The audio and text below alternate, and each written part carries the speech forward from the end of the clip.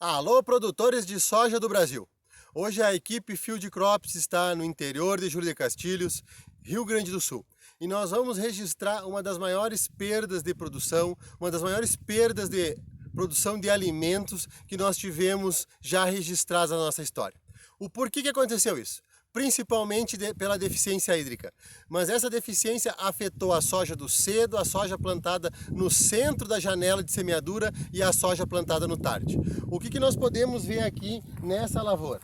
Nós podemos observar que as plantas elas cresceram, o tamanho de planta está bom, nós temos um bom número de vagem por planta, se nós contássemos aqui, vai dar ao redor de 30 a 40 vagem por planta, mas o que acontece aqui? Ó? Nós temos a presença de um número significativo de legumes que não encheram grão e também muitos legumes que tinham potencial de ter 3 grãos e o que acontece aqui? Só tem 1 grão.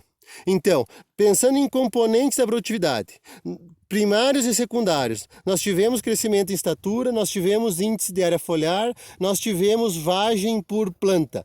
O que afetou? O número de grão por vagem e principalmente o peso de 1000 grão. Então essa aqui é uma lavoura semeada no final de outubro e no início de novembro. Agora o que nós vamos visualizar? Aqui do outro lado da estrada, ou seja, só passando a estrada, uma lavoura plantada mais no tarde. Uma lavoura plantada no final de novembro, início de dezembro.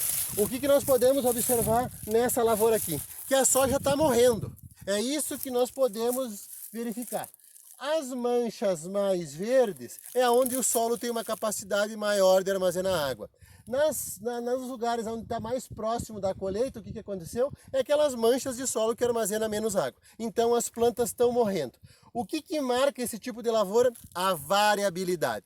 Então, muitas vezes, além da produtividade estar totalmente comprometida, o que os produtores vão ter que fazer? Eles vão ter que dessecar a lavoura pensando numa colheita com o mínimo de homogeneidade. Porque senão nós vamos ter grãos e legumes maduros, praticamente já estralando. Se nós observarmos aqui, ó, aqui nós temos já legumes prontos para ser colhidos e ao lado, na planta ao lado, nós observamos ainda plantas com os legumes totalmente verdes. Vocês imaginem só a variabilidade que isso traz na colheita da soja na safra 2019-2020.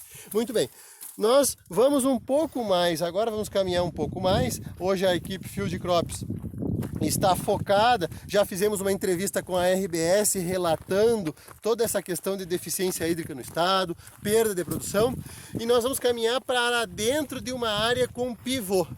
Se nós formos observar de maneira geral a lavoura com pivô e a lavoura sem pivô, nós vamos observar que o tipo de planta, a estatura das plantas, elas são muito similares. Então, vocês observem assim, de maneira geral, nós temos uma lavoura comparada com a primeira que a gente viu, muito parecida. Mas aí, entrando um pouco mais dentro da lavoura, o que nós observamos? Já começamos a mudar um pouco o tamanho da planta. Então aqui nós já temos plantas um pouco maiores. E aqui nós chegamos num ponto onde começa a regularizar a chuva de irrigação. Então vocês observem aqui, ó, a altura de planta a mais ou menos 1 metro, 1,10 m. A altura de planta fantástica. Vocês observem o quão fantástico é essa planta. Nós estamos falando de uma cultivar com grupo de maturidade relativa 5.5. Essa foi a cultivar que proporcionou as maiores produtividades na safra passada, permitiu que o campeão SESB colhesse 123,88 sacos por hectare. E essa cultivar que nós temos aqui. Então vocês observem essa cultivar. Olhem só a presença dos legumes com 4 grãos. E não é só um. Aqui, ó, na grimpa, como o produtor fala, uma soja produtiva é a soja que tem os grãos, os legumes bem de cima, bem cheio. Então nós vamos pegar aqui um dos legumes superiores, vamos arrancar e vamos abrir ele. Olhem só o tamanho desse grão. Olhem, observem aqui o tamanho desse grão. Então isso aqui é um componente de produtividade de 200, 210 gramas a cada 1000 grãos.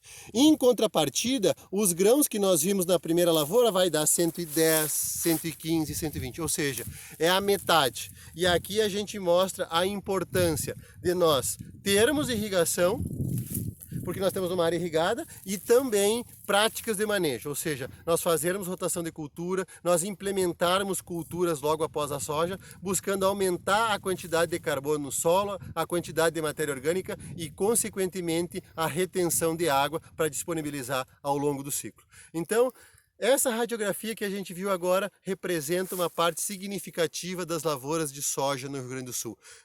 Muitas lavouras produtivas, principalmente as irrigadas, e muitas lavouras com produtividade de 30, 40 sacos por hectare, e muitas lavouras, principalmente as mais do tarde, elas não serão colhidas, porque a produtividade é inferior a 2, 3 sacas por hectare. Então é essa a realidade da safra de soja no Rio Grande do Sul.